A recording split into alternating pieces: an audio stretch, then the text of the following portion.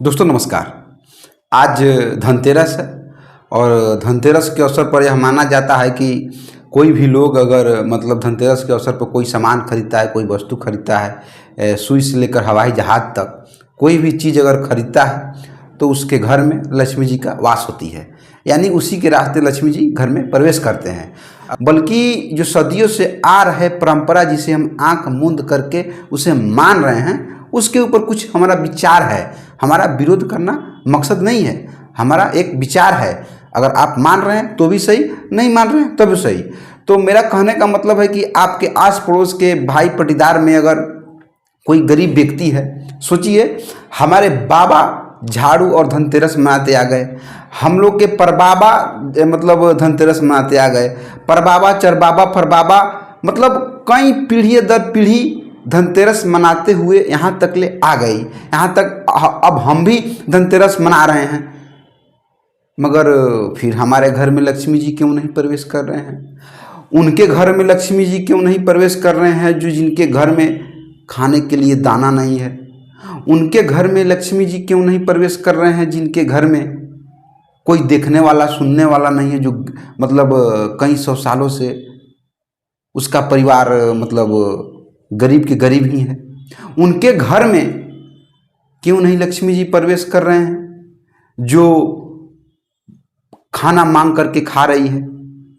मतलब ये सब बात अगर आप अपने समाज के अंदर, अपने गांव आस पड़ोस के अंदर आप रखिएगा तो एक ही प्रश्न खड़ा होगा कि परिश्रम करो, और परिश्रम करोगे तब ना खाओगे।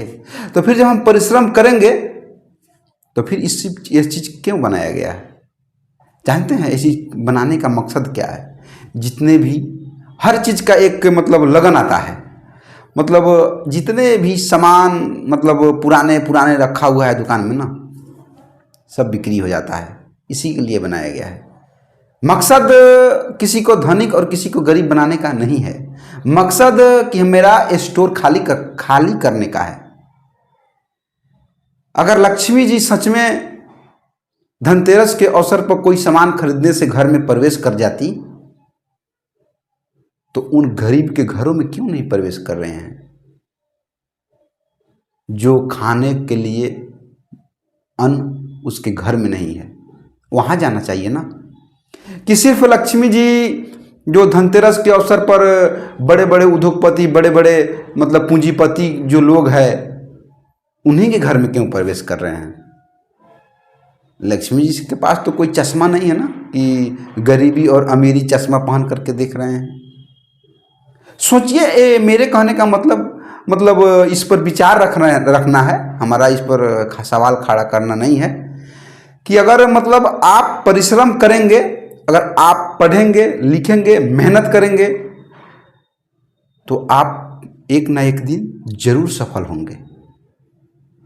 अगर धनतेरस के अवसर पर गाड़ी खरीद लेने से लक्ष्मी जी प्रवेश कर जाते, अगर धनतेरस के अवसर पर झाड़ू खरीदने से लक्ष्मी जी प्रवेश कर जाते, तो झाड़ू बेचने वाला का क्या होगा? वो तो झाड़ू बेच दिया।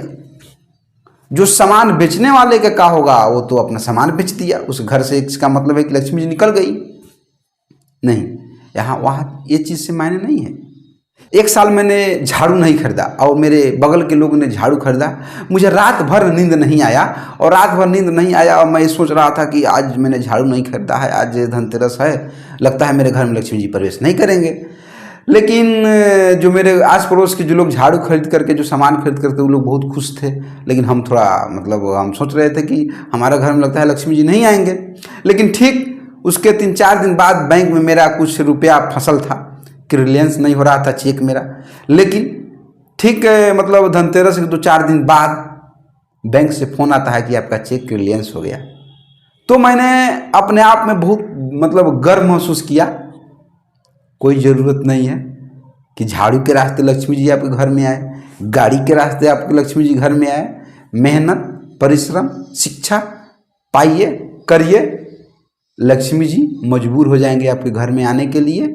किसी पर जब तक आप मेहनत नहीं करते हैं तब तक ले स्वर्ग से क्या नर्क से भी कोई लक्ष्मी आपके घर में प्रवेश नहीं कर सकती है।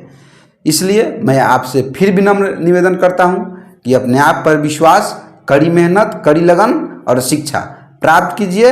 लक्ष्मी जी के साथ साथ सभी देवी देवताएं आपके घर में आकर के विराजमान हो जाएंगे। बहुत बहुत धन्यवाद।